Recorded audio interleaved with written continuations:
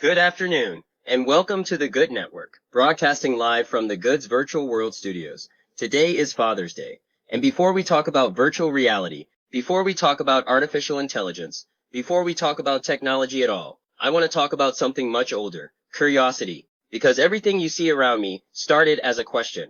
The Great Wall started as a question. The Taj Mahal started as a question. Machu Picchu started as a question.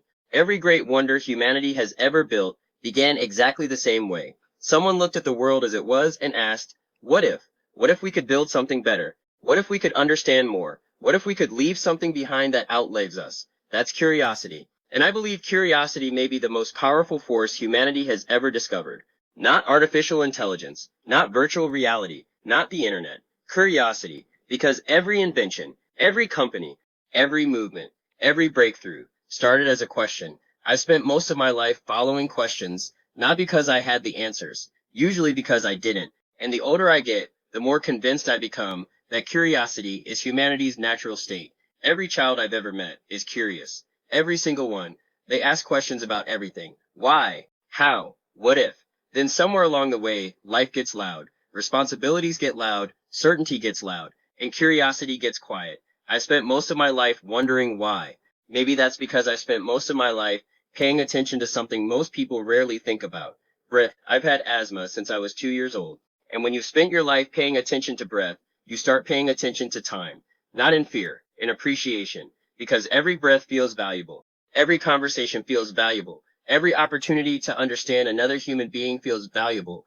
Looking back, I think that's where everything began.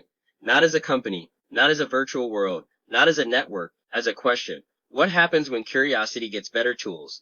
I grew up in Merrillville, Indiana, and what Merrillville gave me wasn't just an education. It gave me perspective, different cultures, different personalities, different ways of seeing the exact same world. I became fascinated by people, not because I wanted to know who was right. I wanted to know why. Why did two people experience the same situation and leave with completely different conclusions? Why did one person see opportunity while another saw risk?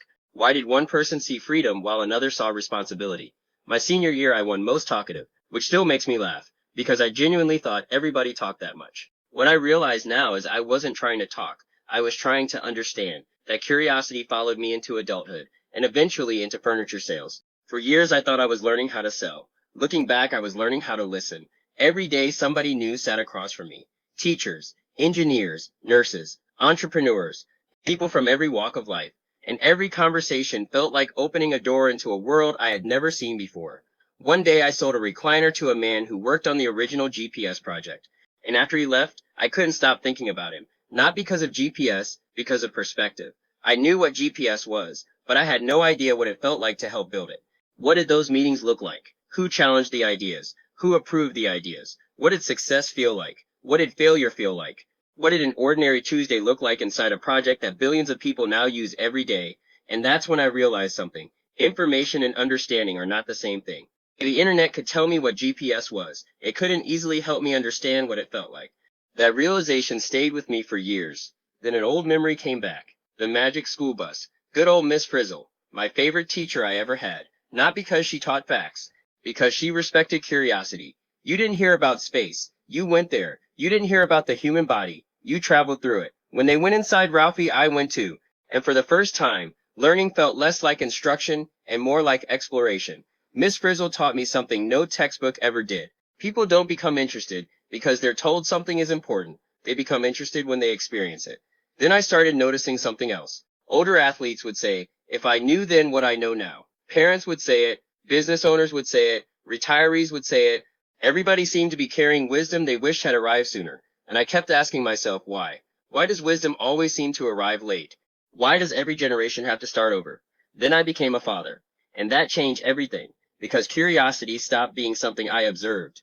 It became something I was responsible for protecting. I watched my daughters play with Barbies. And what I saw wasn't toys. I saw stories. Every Barbie had a personality. Every room had a purpose. Every conversation had meaning. Then they discovered Roblox. And suddenly imagination became visible. The worlds weren't pre-built anymore. They created them. They chose the colors, the layouts, the personalities, the rules, and I realized something. Every generation inherits tools. My generation inherited the internet. Their generation inherited creation. When I was a kid, imagination mostly lived in my head. Their imagination appears in front of them. They can build it, walk through it, share it, improve it. And that's when the pieces finally connected. The Magic School Bus wasn't really about a school bus. It was about immersive learning. The Sims wasn't really about a game. It was about experiential learning. The internet wasn't really about websites. It was about accessible learning. And virtual reality isn't really about technology. It's about experiential understanding. For decades, we've been building toward the same destination, a world where understanding can be experienced instead of explained.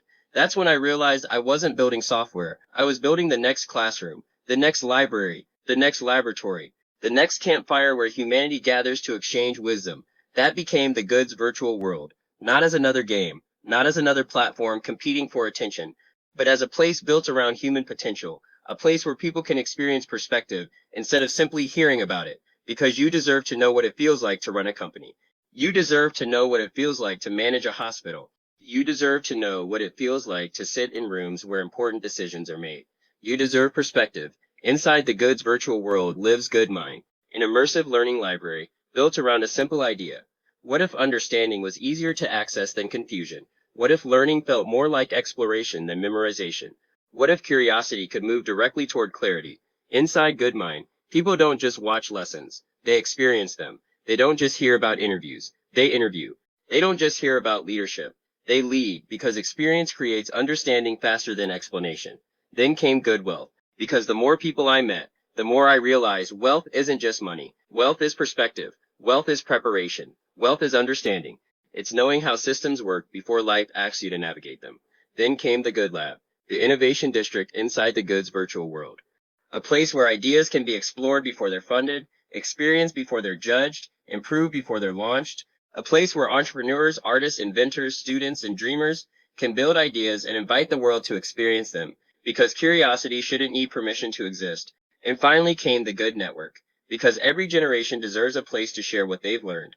A media network built around curiosity, built around ideas, built around conversation, built around understanding, because the next generation deserves wisdom on time, not 20 years later, not after the mistakes, not after the regret, on time. Then something happened that felt like a glimpse into the future. AI arrived, and what fascinated me wasn't the technology, it was the creativity. Suddenly adults looked exactly like my daughters looked when they were creating worlds. Excited, curious, creative. People who had ideas could finally create. People who had imagination could finally build. People who had stories could finally tell them. People who had visions could finally show them. And that confirmed something I had believed for years. Humanity isn't running out of creativity. Humanity is overflowing with it. We're simply running out of places to put it. That realization pushed me even deeper into understanding how people learn, which eventually led me to NASA. I became fascinated by simulations, because astronauts don't prepare for the most important moments of their lives through lectures alone. They prepare through experience. And I started asking myself, what else in life should be practiced before it's experienced? That question eventually led me to insurance, one of the oldest systems in the world. And I made a promise to myself. If I could learn this industry through immersion, through storytelling, through understanding instead of memorization, then I would know I was onto something. So I built environments, characters, scenarios, stories. I turned learning into something I actually wanted to return to. And when I passed my state licensing exam on the first attempt, it confirmed what I had been seeing everywhere else. Clarity changes everything. Curiosity grows when clarity arrives. That's true in education. That's true in careers. That's true in business. That's true in parenting. That's true in life. And that's when I realized the simulations, experiences, and frameworks inside the Goods weren't educational tools. They were bridges. Bridges between information and understanding. Bridges between curiosity and clarity. Bridges between wondering and knowing. And eventually I realized something. The Goods virtual world is a company.